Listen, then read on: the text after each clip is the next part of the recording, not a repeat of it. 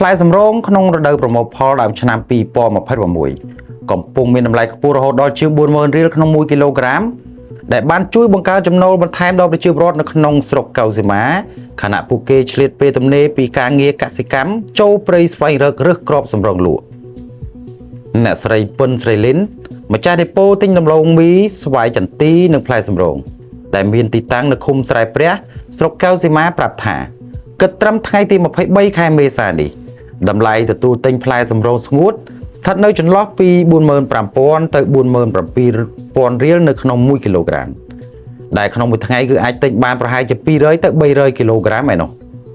អ្នកស្រីបន្តថាផ្លែសម្រងមិនមានច្រើនលើទីផ្សារដូចដំឡូងមីនិងគ្រាប់ស្វាយចន្ទីនោះទេព្រោះវាជាអនុផលព្រៃឈើដែលមានតាមរដូវនិងមិនទៀងទាត់តម្លៃទិញលក់ក៏ពឹងផ្អែកទៅលើការបញ្ជាទិញពីប្រទេសវៀតណាមដែលបន្តភ្ជាប់ទៅនឹងតម្រូវការទីផ្សារនៅប្រទេសចិនទោះជាយ៉ាងណាតម្លៃឆ្នាំ2026នេះត្រូវបានអះអាងថាមិនមានការប្រែប្រួលខ្លាំងបើប្រៀបធៀបទៅនឹងឆ្នាំ2025សម្រាប់ប្រជាពលរដ្ឋក្នុងតំបន់ការរើសគ្រាប់សម្រងតាមរដូវកាល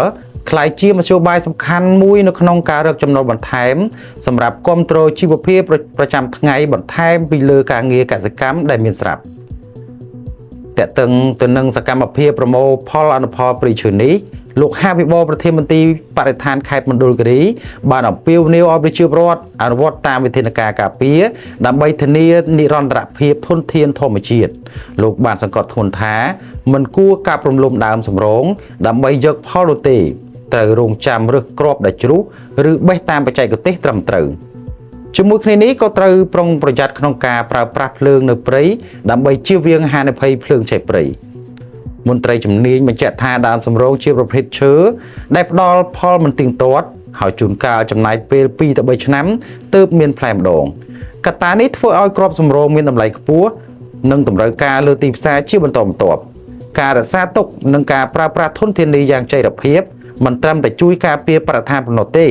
ប៉ុន្តែថែមទាំងជាប្រភពចំណូលសំខាន់សម្រាប់សហគមន៍ក្នុងតំបន់ទៀតផង។